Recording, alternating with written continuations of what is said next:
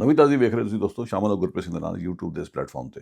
ਇੱਕ ਵਾਰੀ ਫਿਰ ਤੁਹਾਨੂੰ ਸਾਰਿਆਂ ਨੂੰ ਪ੍ਰੋਗਰਾਮ ਵਿੱਚ ਬਹੁਤ ਨਿੱਘੀ ਜੀ ਆਇਆਂ। ਅੱਜ ਹੈ ਜੀ 22 ਜਨਵਰੀ, ਦਿਨ ਵੀਰਵਾਰ। ਬੰਦਾ ਹਾਜ਼ਰ ਹੈ ਤੁਹਾਡੇ ਸੇਵਾ 'ਚ ਬਹੁਤ ਸਾਰੀ ਖਬਰਾਂ ਲੈ ਕੇ।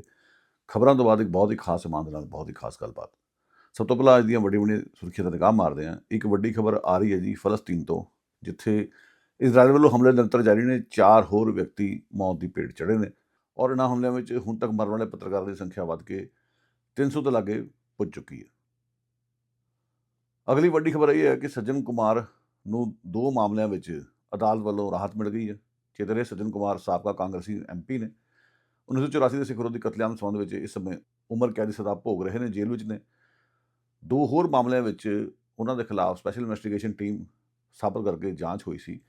ਉਹਨਾਂ 2 ਮਾਮਲਿਆਂ 'ਚੋਂ ਦਿੱਲੀ ਅਦਾਲਤ ਨੇ ਉਹਨਾਂ ਨੂੰ ਬਰੀ ਕਰ ਦਿੱਤਾ, ਜਿਸ ਨੂੰ ਲੈ ਕੇ ਸਿੱਖ ਭਾਈਚਾਰੇ ਵਿੱਚ ਭਾਰੀ ਰੋਸ ਹੈ। ਸੋ ਇਹ ਡਿਵੈਲਪਮੈਂਟ ਹੈ ਦਿੱਲੀ ਦੀ। ਤੀਜੀ ਜਿਹੜੀ ਵੱਡੀ ਖਬਰ ਅੱਜ ਦੀ ਕਿ RCMP ਦੇ ਇੱਕ ਸੀਨੀਅਰ ਅਧਿਕਾਰੀ ਨੂੰ ਮਾਫੀ ਮੰਗਣੀ ਪੈ ਗਈ ਹੈ। ਸਰੀ ਵਿੱਚ ਤੁਹਾਨੂੰ ਪਤਾ ਹੀ ਹੈ, ਐਕਸਟੋਰਸ਼ਨ ਨਾਲ ਜੁੜੀਆਂ ਹੋਈਆਂ ਸ਼ੂਟਿੰਗਸ ਚੱਲ ਰਹੀਆਂ ਨੇ, ਗੋਲੀਬਾਰੀ ਜਾਰੀ ਹੈ, ਜਿਸ ਨੂੰ ਲੈ ਕੇ ਲੋਕਾਂ 'ਚ ਚਿੰਤਾ ਬਣੀ ਹੋਈ ਹੈ। ਪਰ ਜਨਾਬ ਨੇ ਕਹਿ ਦਿੱਤਾ ਕਿ ਇਹ ਕੋਈ ਕ੍ਰਾਈਸਿਸ ਨਹੀਂ ਹੈ, ਇਸ ਕਰਕੇ ਉਹਨਾਂ ਨੂੰ ਅਖੀਰ 'ਚ ਆਪਣੇ ਬਿਆਨ ਬਦਲਣੇ ਪਏ, ਮਾਫੀ ਮੰਗਣੀ ਪੈ ਗਈ। ਸੋ ਇਹ ਨੇ ਸਾਰੀਆਂ ਅੱਜ ਦੀਆਂ ਵੱਡੀਆਂ ਸੁਰਖੀਆਂ। ਆਓ ਕ੍ਰਮਵਾਰ ਨਾਲ ਸਾਰੀ ਖਬਰਾਂ ਨੂੰ ਵਿਛਾਲਦੇ ਹਾਂ। ਸਭ ਤੋਂ ਪਹਿਲਾਂ ਸ਼ੁਰੂ ਕਰਾਂਗੇ ਫਲਸਤੀਨ ਬਾਰੇ, ਜਿੱਥੇ ਕਿ ਇਜ਼ਰਾਈਲੀਆਂ ਵੱਲੋਂ ਹਮਲੇ ਨਿਰੰਤਰ ਜਾਰੀ ਨੇ। 4 ਹੋਰ ਮੌਤਾਂ ਹੋਈਆਂ ਨੇ। ਸੋ ਜਿਹੜੇ ਅਲ ਜਜ਼ੀਰਾ ਵਰਗੇ ਵੱਡੇ ਮੀਡੀਆ ਆਊਟਲੈਟ ਨੂੰ ਇੱਕ ਮੈਡੀਕਲ ਸੋਰਸ ਨੇ ਦੱਸਿਆ ਕਿ 4 ਵਿਅਕਤੀ ਮੌਤ ਦੀ ਭੇਟ ਚੜ੍ਹੇ ਨੇ। ਇੱਕ ਨਵਾਂ ਜੰਮਿਆ ਬੱਚਾ ਠੰਡ ਨਾਲ ਠਰ ਕੇ ਮਾਰਿਆ ਗਿਆ ਔਰ ਉਸ ਤੋਂ ਇਲਾਵਾ ਕੱਲ੍ਹ ਤੁਹਾਨੂੰ ਦੱਸਿਆ ਗਿਆ ਸੀ ਕਿ 3 ਪੱਤਰਕਾਰ ਮੌਤ ਦੀ ਭੇਟ ਚੜ੍ਹ ਗਏ, ਜਿਹੜੇ ਕਿ ਮਿਸਰ ਦੀ ਕਮੇਟੀ ਵੱਲੋਂ ਜਿਹੜੇ ਰਾਹਤ ਕਾਰਜ ਉੱਥੇ ਵਿੱਢੇ ਗਏ ਨੇ, ਉਹਨਾਂ ਨੂੰ ਡਾਕੂਮੈਂਟ ਕਰਨ ਲਈ ਨਿਕਲੇ ਹੋਏ ਸਨ। ਇਜ਼ਰਾਈਲੀ ਹਮਲੇ 'ਚ ਮਾਰੇ ਗਏ ਸੀ 3 ਫਲਸਤੀਨੀ ਪੱਤਰਕਾਰ। ਸੋ ਦੱਸਿਆ ਇਹ ਜਾ ਰਿਹਾ ਕਿ ਉਹਨਾਂ ਦੀ ਮੌਤ ਤੋਂ ਪਿੱਛੋਂ ਹੁਣ ਤੱਕ ਇਜ਼ਰਾਈਲੀ ਹਮਲੇ ਵਿੱਚ ਮਰਨ ਵਾਲੇ ਫਲਸਤੀਨੀ ਪੱਤਰਕਾਰਾਂ ਦੀ ਸੰਖਿਆ ਵੱਧ ਕੇ ਹੋ ਗਈ ਹੈ ਜੀ 293, ਯਾਨੀ ਕਿ 300 ਤੱਕ ਅੰਕੜਾ ਪੁੱਜ ਗਿਆ। ਚਿੰਤਾ ਦਾ ਵਿਸ਼ਾ ਹੈ। ਸੋ ਯਾਦ ਰਹੇ, ਅਕਤੂਬਰ 2023 ਤੋਂ ਇਜ਼ਰਾਈਲ ਵੱਲੋਂ ਗਾਜ਼ਾ 'ਤੇ ਹਮਲੇ ਨਿਰੰਤਰ ਜਾਰੀ ਨੇ। ਇਹਨਾਂ ਹਮਲਿਆਂ ਦੇ ਮੱਦੇਨਜ਼ਰ ਹੁਣ ਤੱਕ 300 ਦੇ ਕਰੀਬ ਪੱਤਰਕਾਰ ਮੌਤ ਦੀ ਭੇਟ ਚੜ੍ਹ ਚੁੱਕੇ ਨੇ। ਇਹ ਕਾਫੀ ਚਿੰਤਾ ਦਾ ਵਿਸ਼ਾ ਬਣਿਆ ਹੋਇਆ। ਇਸ ਦੇ ਨਾਲ ਜੁੜੀ ਹੋਈ ਖਬਰ ਕਿ ਜਿਹੜੇ ਅਮਰੀਕਾ ਦੇ ਰਾਸ਼ਟਰਪਤੀ ਨੇ ਡੋਨਲਡ ਟਰੰਪ, ਉਹਨਾਂ ਨੇ ਰਸਮੀ ਤੌਰ 'ਤੇ ਬੋਰਡ ਆਫ ਪੀਸ ਦਾ ਗਠਨ ਕਰ ਦਿੱਤਾ, ਉਸ ਨੂੰ ਲਾਂਚ ਕਰ ਦਿੱਤਾ।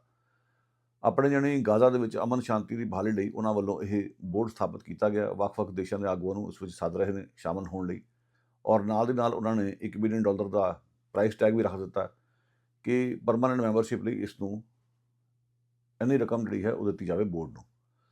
ਪਰੰਤੂ ਜਿਹੜੀ ਅੰਤਰਰਾਸ਼ਟਰੀ ਮਨੁੱਖੀ ਅਧਿਕਾਰ ਜਥੇਬੰਦੀਆਂ ਨੇ, ਸੰਸਥਾਵਾਂ ਨੇ, ਉਸ ਦਾ ਵਿਰੋਧ ਕਰ ਰਹੀਆਂ ਨੇ। ਉਹਨਾਂ ਦਾ ਕਹਿਣਾ ਕਿ ਅਸੀਂ ਬਹੁਤ ਚਿਰ ਤੋਂ ਕੰਮ ਕਰ ਰਹੇ ਹਾਂ ਫਲਸਤੀਨ ਵਿੱਚ ਸਦੀਵੀ ਅਮਨ ਦੀ ਖਾਤਰ। ਇਸ ਕਿਸਮ ਦੇ ਬੋਰਡ ਦੀ ਲੋੜ ਕੀ ਹੈ? ਇਸ ਬੋਰਡ ਦਾ ਮੂੰਹ ਚੜਾ ਰਹੀ ਇਜ਼ਰਾਈਲ ਸਰਕਾਰ ਤੇ ਉਸਦੇ ਫੌਜੀ ਦਸਤੇ, ਕਿਉਂਕਿ ਉਹਨਾਂ ਵੱਲੋਂ ਜਿਹੜਾ ਟਰੰਪ ਨੇ ਸੀਜ਼ਫਾਇਰ ਲਾਗੂ ਕਰਨ ਦੀ ਕੋਸ਼ਿਸ਼ ਕੀਤੀ ਸੀ, ਉਸ ਦੀ ਲਗਾਤਾਰ ਅਵੱਗਿਆ ਹੋ ਰਹੀ ਹੈ।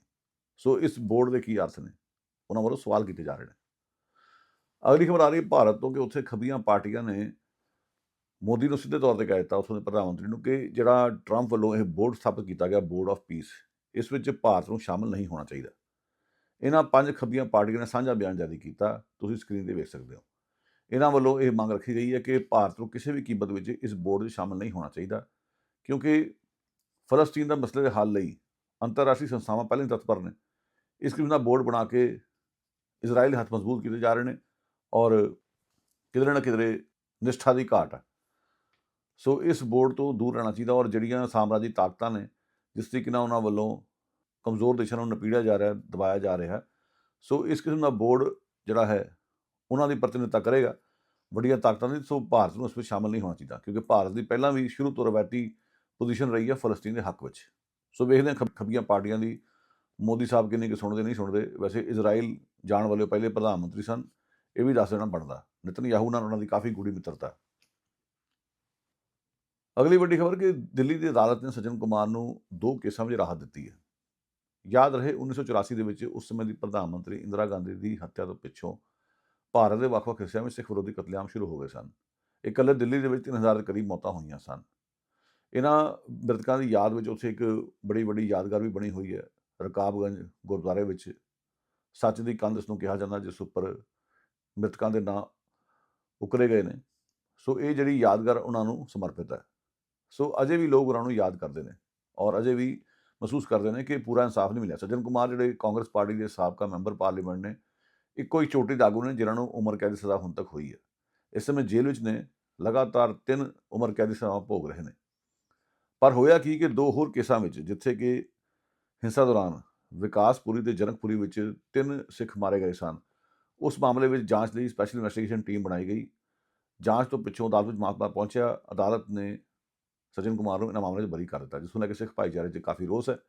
ਪਰ ਐਚ.ਐਸ. ਫੂਲਕਾ ਜਿਹੜੇ ਉੱਘੇ ਮਨੁੱਖੀ ਹੱਕਾਂ ਦੇ ਵਕੀਲ ਨੇ, ਜਿਨ੍ਹਾਂ ਨੇ 84 ਦੇ ਕਤਲੇਆਮ ਦੇ ਪੀੜਤਾਂ ਲਈ ਲੰਬੇ ਸਮੇਂ ਤੋਂ ਕੇਸ ਲੜੇ ਨੇ, ਉਹਨਾਂ ਨੇ ਸੋਸ਼ਲ ਮੀਡੀਆ 'ਤੇ ਕਿਹਾ ਕਿ ਸੱਜਣ ਕੁਮਾਰ ਅਜੇ ਅੰਦਰ ਹੀ ਹੈ, ਬਾਹਰ ਨਹੀਂ ਆਇਆ, ਤੇ ਸੱਜਣ ਕੁਮਾਰ ਨੂੰ ਉਮਰ ਕੈਦ ਦੀ ਲਮਕਵੀਂ ਸਜ਼ਾ ਭੋਗਣੀ ਪੈ ਰਹੀ ਹੈ। ਉਹਨਾਂ ਨੇ ਭਰੋਸਾ ਦਿੱਤਾ ਆਪਣੇ ਵੱਲੋਂ ਕਿ ਸੱਜਣ ਕੁਮਾਰ ਕਿਧਰੇ ਬਾਹਰ ਨਹੀਂ ਆਉਣ ਲੱਗਾ ਛੇਤੀ ਕਿਤੇ, ਪਰ ਜਿਹੜੇ 2 ਕੇਸਾਂ ਵਿੱਚ ਉਸ ਨੂੰ ਬਰੀ ਕੀਤਾ ਗਿਆ, ਅਸੀਂ ਅਪੀਲ ਕਰਾਂਗੇ, ਇਹ ਭਰੋਸਾ ਉਹਨਾਂ ਨੇ ਦੇ ਦਿੱਤਾ। ਜ਼ਿਕਰਯੋਗ ਹੈ ਕਿ ਫੂਲਕਾ ਸਾਹਿਬ ਨੇ 84 ਦੇ ਕਤਲੇਆਮ ਦੇ ਸੰਬੰਧ ਵਿੱਚ ਕਿਤਾਬ ਵੀ ਲਿਖੀ, ਆਪਣੇ ਅਨੁਭਵ ਕਲਮਬੰਦ ਕੀਤੇ ਹੋਏ ਨੇ, ਔਰ ਇਸ ਕਿਤਾਬ ਦੇ ਪ੍ਰਮੋਸ਼ਨ ਲਈ ਇੱਕ ਵਾਰ ਸਰੀ ਵੀ ਆਏ ਸਨ। ਤੁਸੀਂ ਸਕਰੀਨ 'ਤੇ ਵੇਖ ਸਕਦੇ ਹੋ ਉਹਨਾਂ ਦੀ ਕਿਤਾਬ ਉਹਨਾਂ ਦੇ ਹੱਥ ਵਿੱਚ, ਵੈਨ ਅ ਟਰੀ ਸ਼ੁਕ ਦਿੱਲੀ, ਜਦੋਂ ਇੱਕ ਦਰਖਤ ਨੇ ਦਿੱਲੀ ਹਿਲਾਈ। ਕਿਉਂਕਿ ਉਸ ਸਮੇਂ ਜਿਹੜੇ ਇੰਦਰਾ ਗਾਂਧੀ ਦੇ ਬੇਟੇ ਰਾਜੀਵ ਗਾਂਧੀ ਨੂੰ ਇਸ ਕਤਲੇਆਮ ਜਸਟੀਫਾਈ ਕਰਨ ਲਈ ਕਿਹਾ ਕਿ ਜਦੋਂ ਵੱਡਾ ਰੁੱਖ ਡਿੱਗਦਾ ਧਰਤੀ ਹਿਲਦੀ ਹੈ। ਸੋ ਖੈਰ, ਸੱਜਣ ਕੁਮਾਰ ਨੂੰ ਜਿਸ ਤਰੀਕੇ ਨਾਲ 2 ਕੇਸਾਂ ਜੋ ਬਰੀ ਕੀਤਾ ਗਿਆ, ਉਸ ਨੂੰ ਲੈ ਕੇ ਸਿੱਖ ਭਾਈਚਾਰੇ 'ਚ ਭਾਰੀ ਰੋਸ ਹੈ। ਅਗਲੀ ਖਬਰ ਆ ਰਹੀ ਜੀ ਆਸਟ੍ਰੇਲੀਆ ਤੋਂ ਕਿ ਉੱਥੇ ਕੀ ਹੋਇਆ ਕਿ ਸਾਊਥ ਵੇਲਸ ਇਲਾਕੇ ਦੇ ਵਿੱਚ ਗੋਲੀ ਚੱਲੀ ਹੈ, 3 ਵਿਅਕਤੀ ਮੌਤ ਦੀ ਭੇਟ ਚੜ੍ਹ ਗਏ ਨੇ, 1 ਵਿਅਕਤੀ ਗੰਭੀਰ ਰੂਪ ਵਿੱਚ ਜ਼ਖਮੀ ਹੋਇਆ। ਸੋ ਨਿਊ ਸਾਊਥ ਵੇਲਸ ਵਿੱਚ ਇਹ ਘਟਨਾ ਵਾਪਰੀ ਹੈ ਔਰ ਪੁਲਿਸ ਵੱਲੋਂ ਸ਼ੱਕੀ ਵਿਅਕਤੀ ਦੀ ਭਾਲ ਕੀਤੀ ਜਾ ਰਹੀ ਹੈ ਅਖੀਰਲੀਆਂ ਰਿਪੋਰਟਾਂ ਮਿਲਣ ਤੱਕ। ਔਰ ਦੱਸਿਆ ਜਾ ਰਿਹਾ ਕਿ ਘਰੇਲੂ ਹਿੰਸਾ ਦਾ ਮਾਮਲਾ ਸੀ। ਯਾਦ ਰਹੇ ਪਿਛਲੇ ਮਹੀਨੇ ਇਸ ਇਲਾਕੇ ਵਿੱਚ ਇੱਕ ਵੱਡੀ ਵਾਰਦਾਤ ਹੋਈ ਸੀ, 15 ਵਿਅਕਤੀਆਂ ਨੂੰ ਮਾਰਿਆ, ਘਾਟ ਉਤਾਰ ਦਿੱਤਾ ਗਿਆ ਸੀ ਬੋਂਡਾਈ ਬੀਚ ਦੇ ਇਲਾਕੇ ਦੇ ਵਿੱਚ। ਇੱਕ ਨਫ਼ਰਤੀ ਜੁਰਮ ਸੀ ਯਹੂਦੀਆਂ ਦੇ ਖਿਲਾਫ, ਪਰ ਤਾਜ਼ਾ ਘਟਨਾ ਬਾਰੇ ਦੱਸਿਆ ਜਾ ਰਿਹਾ ਕਿ ਇਹ ਘਰੇਲੂ ਹਿੰਸਾ ਦਾ ਮਾਮਲਾ ਹੈ। ਇਸ ਤੋਂ ਅੱਗੇ ਵਧਦੇ ਹਾਂ ਕਿ ਨਿਊਜ਼ੀਲੈਂਡ ਇਲਾਕੇ ਵਿੱਚ ਕਰੋਪੀ ਆਈ ਹੈ। ਲੈਂਡਸਲਾਈਡ ਦੇ ਚਲਦਿਆਂ 2 ਵਿਅਕਤੀ ਮੌਤ ਦੀ ਭੇਟ ਚੜ੍ਹ ਗਏ ਨੇ, ਅਨੇਕਾਂ ਵਿਅਕਤੀ ਮਿੱਟੀ ਹੇਠਾਂ ਨੱਪੇ ਪਏ ਨੇ। ਲਾਪਤਾ ਲੋਕਾਂ ਨੂੰ ਕੱਢਣ ਦੀਆਂ ਕੋਸ਼ਿਸ਼ਾਂ ਜਾਰੀ ਨੇ, ਮ੍ਰਿਤਕਾਂ ਦੀ ਗਿਣਤੀ ਵੱਧ ਜਾਣ ਦਾ ਖਦਸ਼ਾ ਹੈ।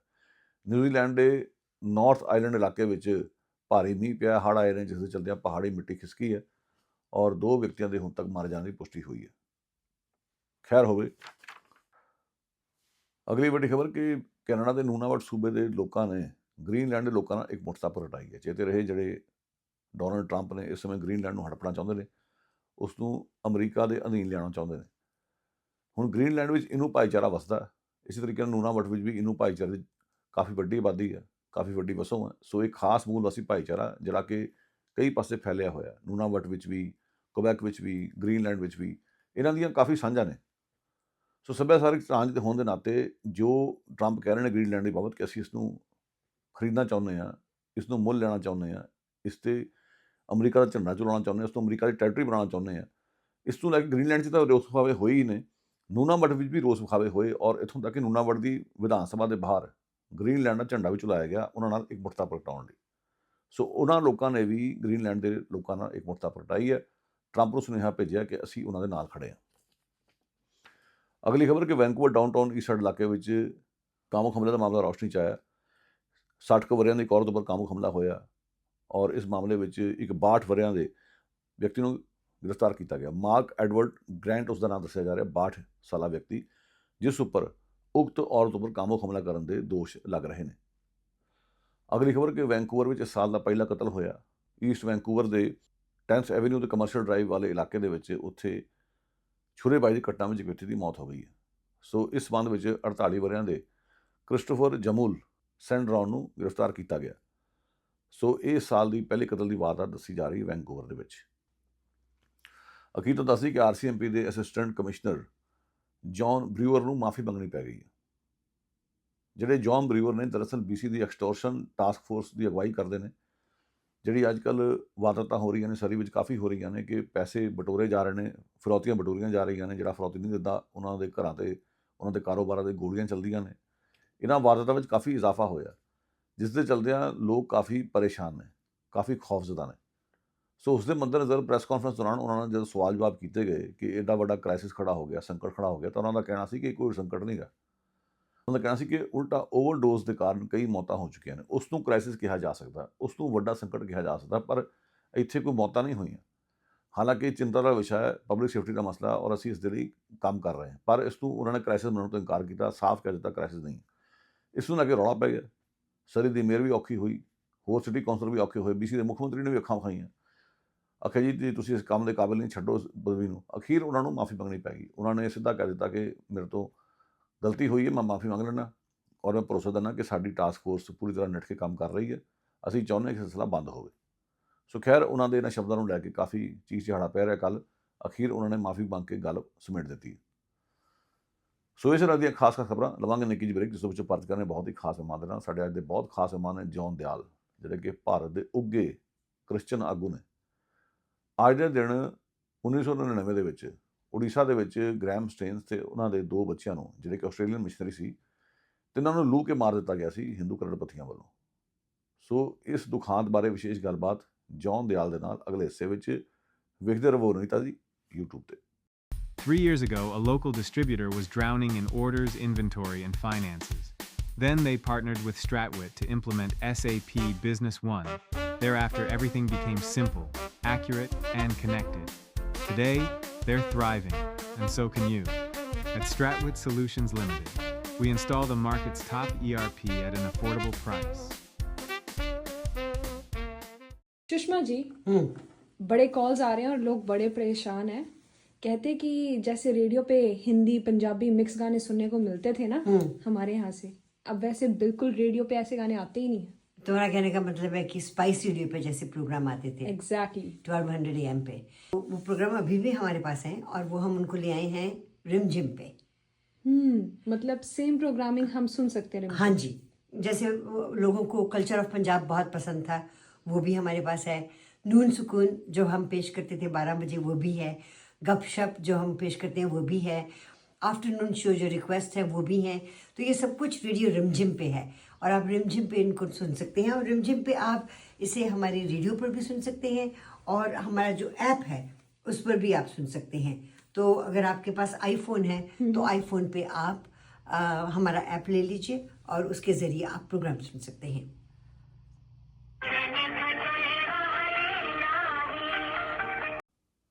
ਸਵਾਗਤ ਹੈ ਇੱਕ ਵਾਰੀ ਫਿਰ ਤੁਹਾਡਾ ਸਾਰਾ ਪ੍ਰੋਗਰਾਮ ਨਵੀਂ ਤਾਜ਼ੀ ਵਿੱਚ। ਇਸ ਬ੍ਰੇਕ ਤੋਂ ਪਿੱਛੋਂ ਜਿਵੇਂ ਤੁਹਾਨੂੰ ਦੱਸਿਆ ਗਿਆ, ਸਾਡੇ ਅੱਜ ਦੇ ਖਾਸ ਮਹਿਮਾਨ ਨੇ ਜੌਨ ਦਿਆਲ, ਜਿਹੜੇ ਕਿ ਭਾਰਤ ਦੀ ਕ੍ਰਿਸਚੀਅਨ ਕਮਿਊਨਿਟੀ ਦੇ ਉੱਘੇ ਆਗੂ ਨੇ, ਵੱਡੇ ਕੱਦ ਵਾਲੇ ਬਜ਼ੁਰਗ ਨੇਤਾ। ਸੋ ਅੱਜ ਦੇ ਦਿਨ ਗ੍ਰੈਮ ਸਟੇਨਸ ਤੇ ਉਸਦੇ 2 ਬੱਚਿਆਂ ਨੂੰ ਜਿਉਂਦਿਆਂ ਲੂ ਦਿੱਤਾ ਗਿਆ ਸੀ। ਸੋ ਗ੍ਰੈਮ ਸਟੇਨਸ ਆਸਟ੍ਰੇਲੀਅਨ ਇੱਕ ਈਸਾਈ ਪ੍ਰਚਾਰਕ ਸਨ, ਉੜੀਸਾ ਵਿੱਚ ਸਰਗਰਮ ਸਨ, ਜਿੱਥੇ ਉਹਨਾਂ ਦੇ ਧਰਮ ਪਰਿਵਰਤਨ ਦਾ ਦੋਸ਼ ਲਾ ਕੇ ਹਿੰਦੂ ਕਰੜਪੱਤੀਆਂ ਨੇ ਉਹਨਾਂ ਨੂੰ ਨਿਸ਼ਾਨਾ ਬਣਾਇਆ। ਔਰ ਇਸ ਘਟਨਾ ਵਿੱਚ ਗ੍ਰੈਮ ਸਟੇਨਸ ਤੋਂ ਇਲਾਵਾ ਉਹਨਾਂ ਦਾ 10 ਵਰ੍ਹਿਆਂ ਦਾ ਬੇਟਾ ਫਿਲਿਪ ਤੇ 6 ਵਰ੍ਹਿਆਂ ਦਾ ਛੋਟਾ ਬੇਟਾ ਟਿਮੋਥੀ, ਤਿੰਨੇ ਹਲਾਕ ਹੋ ਗਏ ਸਨ। ਸੋ ਬਜਰੰਗ ਦਲ ਇੱਕ ਹਿੰਦੂਤਵਾਦੀ ਸੰਗਠਨ ਹੈ, ਉਸ ਦਾ ਇਸ ਵਿੱਚ ਹੱਥ ਸੀ। ਸੋ ਅੱਜ ਦੇ ਦਿਨ ਅਸੀਂ ਗ੍ਰੈਮ ਸਟੇਨਸ ਬਾਰੇ ਵਿਸ਼ੇਸ਼ ਗੱਲਬਾਤ ਕਰਾਂਗੇ ਜੌਨ ਦਿਆਲ ਦੇ ਨਾਲ। दयाल साहब, thanks for joining me. Thank you. तो दयाल साहब, शुरू करते हैं कि जो 23 जनवरी को जो हुआ 1999 में, और जिस तरीके से ग्रैंड स्टेन्स उनके 2 बच्चों को जिंदा जला दिया गया, थोड़ा सा इस इंसिडेंट के बैकग्राउंड के बारे में बता सकें कि किन हालात में ये सारा कुछ हुआ। देखिए, उड़ीसा का ये कह सकते हैं आप 3/4 से ज्यादा हिस्सा जंगल है। जंगलात हैं, पहाड़ हैं, खाड़ियां हैं और फिर एक लंबा कोस्ट है। वहां पर बहुत अरसे से 200 साल से मिशनरी काम करते हैं। क्योंकि भीड़ था, कोई पढ़ाई लिखाई नहीं, कोई मेडिकल फैसिलिटीज नहीं, तो कलकत्ता से और मद्रास से मिशनरीज आके काम करते थे। धीरे धीरे काम बढ़ता गया। वहाँ पे बहुत किस्म की बीमारियां होती है उड़ीसा में। एलिफेंटियासिस होता है, जिसमें पाँव एकदम हाथी के पाँव की तरह हो जाते हैं। कोड़ होता है और भी कई किस्म की बीमारियां होती है। उनका पहले कोई इलाज नहीं था, तो आदमी को मरने के लिए छोड़ दिया जाता था, या कोई भूत आ गया या कुछ ऐसा हो गया उसके ऊपर करके वो खत्म हो जाते थे। तो मिशनरीज आए, वो मेडिकल फैसिलिटीज लाए। मिशनरीज हिंदुस्तानी भी थे, ब्रिटिश भी थे और देशों के भी थे, ज्यादातर हिंदुस्तानी थे पर बाकी लोग भी थे। तो ग्रैम स्टुअर्ट स्टेन्स ऑस्ट्रेलिया के मिशनरी थे, जिनकी ट्रेनिंग थी, और उनकी वाइफ नर्स थी ग्लैडी। उनकी ट्रेनिंग थी ये जो हैंसेस डिजीज कहलाती है, कोड़। कोड़ अंग्रेजी में लेप्रेसी का कहना लोग बुरा मानते हैं एक तरीके से। तो हैंसेस डिजीज में, और हैंसेस डिजीज जब हो जाती है तो आप जानते हैं कि इसमें बिब्लिकली लिखा हुआ गया है कि जिसको हैंसेस डिजीज हो गई है उसको शहर के बाहर कहीं भीड़ में जाकर छोड़ दिया जाता था। अभी भी इनके गांव इनके अस्पताल शहर से बहुत दूर होते हैं, हम्म। दिल्ली में भी एकदम बॉर्डर के ऊपर है कहीं पे, तो वहां पर कोई मिशनरी जाके काम करेगा तो बात माननी चाहिए थी, मगर हुआ उल्टा। हुआ ये कि इन्हीं दिनों एक तरीके से आप कह सकते हो कि गाँव का किस्सा शुरू हुआ। गाँव हमारी माता है, और उसमें एक तरीके से जो हिंदुत्व के लोग हैं उनको एक छूट मिल गई कि जिसको मर्जी आके पकड़ लो। ये उड़ीसा बांग्लादेश के रास्ते में है, और अगर बांग्लादेश में कुछ तस्करी होती भी है वह बंगाल, तो कई हो भी सकता है कि उड़ीसा के थ्रू जाते हो लोग। तो वहां पर एक आदमी, उत्तर प्रदेश बिहार के इलाके का एक आदमी था, दारा सिंह। दारा सिंह उसका असली नाम नहीं था, मगर अपने आप को दारा सिंह कहता था, क्योंकि कभी एक बहुत बड़ा पहलवान दारा सिंह हुआ था, तो उसका नाम पे अपने आप को सब लोग दारा सिंह कहते। मैं दारा सिंह दिखता नहीं है, मैं दारा सिंह हूँ। तो ये दारा सिंह जो भी इसको गाय ले जाता हुआ दिखाई दे, चाहे वो सच्चा आदमी हो, गाय आखिरकार किसान पाल के बड़ी करता है और दूध वाले खरीद के ले जाते हैं उससे, कभी एक गाय कभी 50 गाय। तो गायों का तस्करी के अलावा गायों का बड़ा व्यापार भी है। तो उसको जो भी मिल जाए, मुसलमान मिल जाए, हिंदू मिल जाए, ईसाई मिल जाए, उसको पकड़ के कत्ल कर देता था। उसका एक तरीके से वहां पे बड़ा खौफ हो गया था। तो उसका जब खौफ हो गया तो उसको और भी लोगों ने शायद उकसाया होगा, क्या वजह थी तो कह नहीं सकते, मगर ग्राहम स्टुअर्ट स्टेन को उसने ये कह के अटैक किया कि कन्वर्जन करते हैं। तो एक बारी ग्राहम स्टुअर्ट स्टेन और उसके 2 बच्चे एक कैंप लगा रहे थे, कैंप में लगाया, प्रार्थना की, लोगों को चंगा किया, घाव धोए, और फिर अपनी जीप में सो गए। तो ये आदमी दारा सिंह आया, ये 21-22 रात की बात है 1999 में। ये आया, अपने साथ एक झुंड लाया, इन्होंने इस जीप को घेर लिया, उसके अंदर घास फूस पेट्रोल तेल डाल के आग लगा दी। अब ये बाप और उसके 2 बेटे, एक शायद 11 साल का था, एक 8 साल का था, जब उन पर आग लगी तो चीख के बाहर निकलने की कोशिश करने लगे। तो इस गैंग ने चारों तरफ से जो जीप घेसी हुई थी, बांस के लाठियों से उनको अंदर वापस फेंकते रहे जब तक कि वो चल के मर ना गए। पता नहीं लगा किसने मारा, हम लोगों ने बड़ा हल्ला मचाया, तो पुलिस ने आखिरकार पकड़ ही लिया। इसको सेशंस कोर्ट ने सजाए मौत दी, दफा 302 के अंतर्गत। ये हाई कोर्ट में क्या, हाई कोर्ट ने इसकी फांसी माफ कर दी और इसको कहा कि जन्म कैद होगी। हम लोगों ने भी, ग्लैडिस ने भी कोई खास इसका वो नहीं कहा कि हम लोग भी फांसी के खिलाफ है। इंसान को फांसी किसी और इंसान को नहीं देनी चाहिए, और सरकार को तो देनी नहीं चाहिए, ये मेरा अपना मानना है। तो जब इसकी सजाए मौत जन्म कैद में हुई तब्दील, तो हम लोगों ने आपत्ति नहीं की। मगर इस दौरान एक जुडिशियल इंक्वायरी भी चल रही थी, ये क्रिमिनल केस था। जुडिशियल इंक्वायरी में क्या किया इन लोगों ने, ग्लैडिस स्टेन के खिलाफ केस बनाने की कोशिश की कि वो डॉलर्स का तस्करी करती है, एक तरीके से डॉलर लेके किस चीज के लिए लेती है और किसी और चीज में लगा देती है। तो हम लोगों ने सुना, तो फिर उसने काफी जोर से खबर ली गई, और उस जज को भी एक तरीके से डांट पड़वाई कि कैसे कहता है कि इस आदमी को यूं मारा गया क्योंकि ये कन्वर्शन करता था। मतलब आप ऐसा कह रहे हो कि अगर कोई कन्वर्शन करता भी हो तो उसकी सजाए मौत है। आप ये नहीं कह रहे हो कि बड़ा बुरा हुआ खून हुआ आदमी का, और खून की वजह ये हो सकती है। आप ये कह रहे हो कि क्योंकि ये कन्वर्शन करता था इसको मौत दी गई। तो इसका हमने काफी मुखालफत की, और पहली बारी सुप्रीम कोर्ट की हिस्ट्री में सुप्रीम कोर्ट ने अपना जजमेंट, जो सेंटेंस था वो बदलना पड़ा, उनको ये सेंटेंस हटाना पड़ा कि क्योंकि ये कन्वर्जन कराता था, इस वास्ते इसकी मौत हुई। तो ये किस्सा है। ग्लैडी ने कहा कि मैं माफ किया, मैं ईसाई हूँ, मैंने अपने पति और बच्चों के कातिल को माफ किया। मगर मेरे को भी इंटरव्यू किया लोगों ने, मेरा ये कहना था कि ग्लैडिस की महानता है कि उसने अपने बेटों की, अपने पति की कातिल को माफ किया। बिल्कुल। मगर क्या सरकार ये कर सकती है? क्या सरकार कातिल को माफ कर सकती है? हम्म, हाँ, ये तो फिर है, तो फिर किसी को पकड़ेगा क्यों? हर को आप माफ कर दो, इतनी बड़ी दरिया दिली है आपकी, हम्म, तो दफा 302 क्यों बनाई है आपने? हम्म, ये हम्म। पूरा पुलिंदा जो बनाया हुआ है कानून का, क्यों बनाया हुआ है?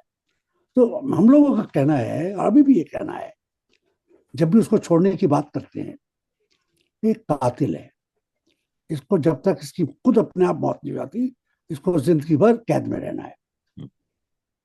सबक आए, इबरत आए, ये इसका मेरे को बात नहीं। मगर इसने 3 मासूम जानों को, जिसमें 2 बच्चे थे, बड़ी क्रूरता से मारा। अपने साथ खुद तो क्राइम में भाग लिया, अपने साथ अपने दोस्तों को भी लगाया।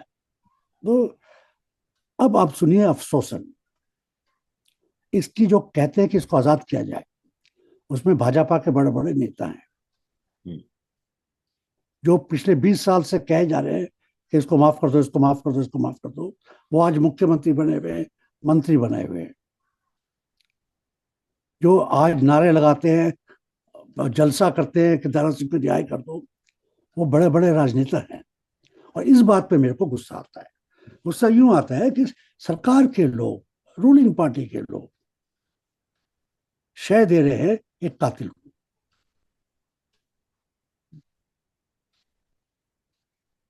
तो अभी क्या स्टेटस है सारी इस सिचुएशन का? अभी अभी इस वक्त क्या चल रहा है? क्या कैंपेन बहुत जोर शोर से चल रही है कि उसको रिलीज किया इस जाए या उसको इस वक्त मॉडिफाई ये है किया जा कि रहा इसके साथ जो माइनर से, जब अब तो सब जवान हो गए, उनको छोड़ दिया गया है।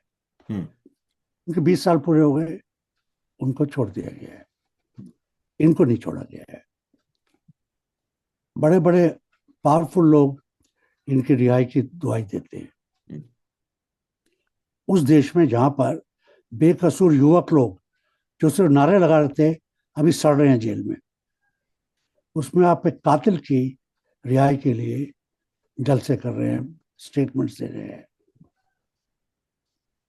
जाल साहब, इतनी बड़ी जो घटना हुई उसको लेकर ऐसा लगता है जैसे, क्योंकि ये जिस जिस तरह की घटना थी, इंटरनेशनल आउटरीच उस पर दिखना चाहिए था, लेकिन दिखा नहीं। उल्टा अभी जो जो गवर्नमेंट है, मोदी गवर्नमेंट, उसको एक तरीके से एक्सोनरेट ही किया हुआ इंटरनेशनल कम्युनिटी ने। वो जैसे पहले बाहर आना जाना उनका बंद था, अब तो हर जगह जाते हैं वो। सो इसको आप कैसे देखते हैं पूरे प्रोसेस को जो ये चल रहा है इंटरनेशनल लेवल पे भी? उस तरीके से ग्राहम स्टेन्स की ट्रेजेडी को नहीं लिया गया। ग्राहम स्टेन्स की ट्रेजेडी का एक तो आप कह सकते हो असर हुआ था, हम्म, क्योंकि अभी तक जो हिंदुस्तान में रेप होता था, हमारी बहनों का होता था, हम्म, नन्स का, हम्म, कैथलिक नन्स का। खून होता था हमारे पीस का, जो मेरे जैसे लगते होंगे शायद। हम्म, पहली बार ये था कि 3 वाइट लोगों का खून हुआ था। हम्म, ऑस्ट्रेलिया में तो सन्नाटा छा गया था ना। हम्म, भारत के राष्ट्रपति के आर नारायण ने कहा था कि ये हमारे देश के ऊपर कलंक है।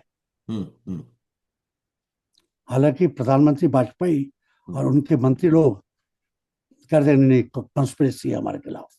हम्म, मगर एक बारी तो वाइट जगत में, इंग्लैंड में और ऑस्ट्रेलिया में तो सनसनी मच गई थी, बड़े बड़े अखबारों में बड़ी बड़ी सुर्खियां थी। अमेरिका में ज्यादा कुछ होता नहीं है, तो वो तो वहां के लोग भी मर जाए तो ज्यादा खबर नहीं होती है। तो हिंदुस्तान में कोई मरा, उसकी क्या खबर होगी, और वो भी एक ऑस्ट्रेलियन। मगर इसकी वजह से पहली बार ही दुनिया को पता लगा कि हिंदू समाज भी ऐसे काम करता है। ज्यादातर वो इस्लामिस्ट टेररिस्ट वो क्या क्या कर देते थे ना, अफगान है या ईरान है या इराकी है। पहली बार ही एक सनातनी आदमी टीका लगाता है, नाम है दारा सिंह, अपने आप को बजरंग दल का नेता कहता है। ये लोग भी खून करते हैं, और इतने दरिंदेपन से। इनकी भी राजनीतिक पार्टी के अंदर ऐसे तबके हैं, ऐसी फौज है जो ये दरिंदगी दिखाती है। तो ये सफेद आदमी को, वेस्टर्न वर्ल्ड को, जापानियों को, रशियंस को पता लगा कि आरएसएस और उसके लोग भी उसी तरीके के हैं दरिंदे जैसे कि आप कहते हो अफगानिस्तान में। पर जहाँ साहब उसके बावजूद हम देख रहे हैं कि आरएसएस के जो लोग हैं डियास्पोरा में दंदनाते फिरते हैं, उनके खिलाफ कोई कार्रवाई नहीं हो रही किसी देश में, कोई उसको बैंड ऑर्गेनाइजेशन करार दिया गया हो, या जो वहां पे जो बाहर फंडिंग होती है, हेट फंडिंग से बोलते हैं, उसकी रोकथाम के लिए कुछ किया गया हो। अभी भी क्रिश्चियंस पे अटैक इतने हुए हैं, क्रिसमस अभी गुजर के गई है, आप मेरे से ज्यादा बेहतर जानते हैं कितने बुरे हालात, तो ये क्रिसमस के इम्प्यूनिटी दिन बहुत चल रही 150 है। क्रिसमस के दिन 150 कांड हुए तो वही मैं जानना और चाह रहा हूँ पिछले कि साल पूरे वो 850 कांड हुए। वही मैं आपसे जानना चाह रहा हूँ, हाउ फ्रस्ट्रेटिंग है जिसकी इतना कुछ हो गया, लेकिन इंटरनेशनल कम्युनिटी की तरफ से अभी तक इसको अकाउंटेबल नहीं बनाया गया, जो मोदी गवर्नमेंट को या बीजेपी गवर्नमेंट को, इन सभी सिचुएशंस के लिए। मैं क्या कह सकता हूँ, मेरा ख्याल है कि हिंदुस्तान एक बहुत बड़ी मार्केट है वेस्टर्न वर्ल्ड के हवाई जहाजों के लिए, हम्म। गन्स के लिए, इलेक्ट्रॉनिक चीजों के लिए। और हिंदुस्तान एक बहुत बड़ा सोर्स है रॉ मटेरियल्स के लिए, इंटेलेक्चुअल प्रॉपर्टी के लिए, इंजीनियर्स के लिए, साइंटिस्ट के लिए। तो जिस देश से आपका इतना बड़ा सौदा सौदा चल रहा हो, आपसे अरबों खरबों के हथियार खरीदता हो जो देश, जिनकी वजह से आपके देश में डॉक्टरें मिल रही हो, अगर आप अमेरिका से हथियार खरीदेंगे तो अमेरिका के पॉपुलेशन को फायदा होगा, हिंदुस्तानियों को तो कोई फायदा होगा नहीं। तो उस देश के ऊपर कोई सैंक्शन करना, जिसके हम नहीं चाहते कोई सैंक्शन हो, मगर उस देश को डांट लगाना भी कैसे लगाएगी अमेरिका की इंडस्ट्रियल मिलिट्री सरकार? अगर उस हिंदुस्तान को वो कहेगी कि आप खराब हैं, हिंदुस्तान कहेगा ठीक है हम आपसे हथियार नहीं लेंगे। ये है असली पॉलिटिक्स, ये है कि हिंदुस्तान ने अपनी ट्रेड, अपना मार्केट प्लेस को अपना कवच बना लिया है। इसकी आड़ में जो गंदगी कर जाए चले कर देता है। प्रधानमंत्री जाते हैं, लोगों को गले मिलाते हैं, उनके मेडल लेते आ जाते हैं। राइट। तो दयाल साहब, आखिर में आपसे एक ही बात जानना चाहूंगा मैं, कि जो ग्रैहम स्टेन्स की स्टोरी है, इतनी ट्रेजिक स्टोरी, उसमें से हमारे लिए सीखने के लिए क्या है? इतने सालों के बाद इतना कुछ हो गया, उसके बाद भी कोई परिवर्तन नहीं आया, मतलब क्रिश्चियंस पे बहुत इम्प्यूनिटी के साथ अटैक्स उसी तरह से चलते रहे हैं। क्या कहना चाहेंगे आप? 3 बहुत अहम बातें हम सीख सकते हैं ग्रैहम स्टेन्स, ग्लैडिस स्टेन्स और इनकी मौत से। ग्रैहम स्टेन्स से हम ये सीख सकते हैं कि अगर आप कुछ काम कर रहे हो, गरीबों की मदद कर रहे हो, तो फिर खौफ नहीं, कीजिए आप।